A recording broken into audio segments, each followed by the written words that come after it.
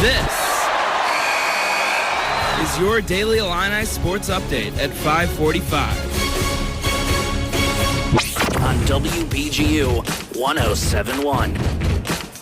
Welcome to the Daily Illini Sportscast, brought to you by Hooters. It is Tuesday, April 16th, and I'm Kyle Milnamow. The skies outside are gray, but this sportscast will most likely brighten your day.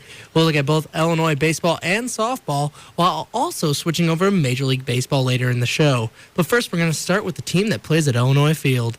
After finally getting above 500 in conference play, the Illinois baseball team looks to carry the momentum against yet another in-state foe. The Daily Illini's Torrance Sorrell has the story.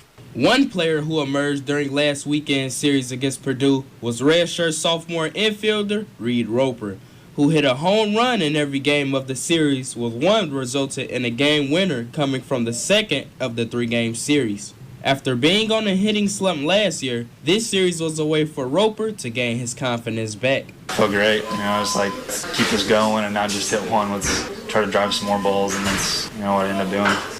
Roper also leads the team in home runs in conference play with 3 for the year. Senior center fielder Justin Parr was named the Big Ten Player of the Week for the first time in his career, which marks the first Illini to be named that honor since Matt Dibman in May 23rd of 2011.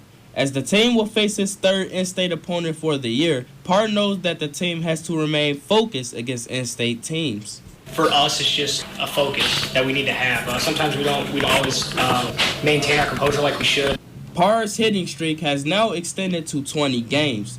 After being postponed last month due to the snowstorm, the Orange and Blue will travel northwest to face in-state rival Illinois State shortly at 6 p.m.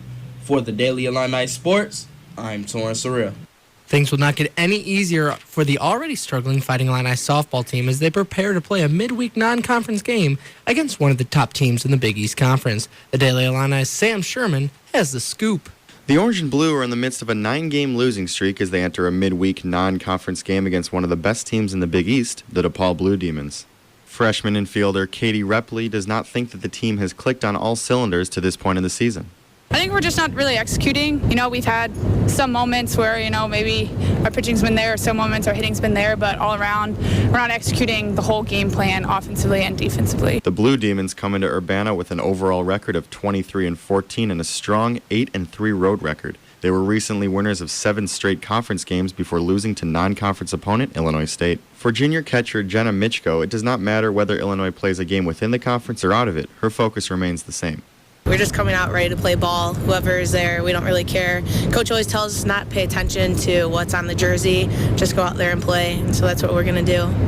The Illini are currently 11-25 and are a dismal 4-10 at home. Earlier in the season, the team did beat DePaul at the Houston tournament 4-1. Reporting for the Daily Illini Sports, I'm Sam Sherman.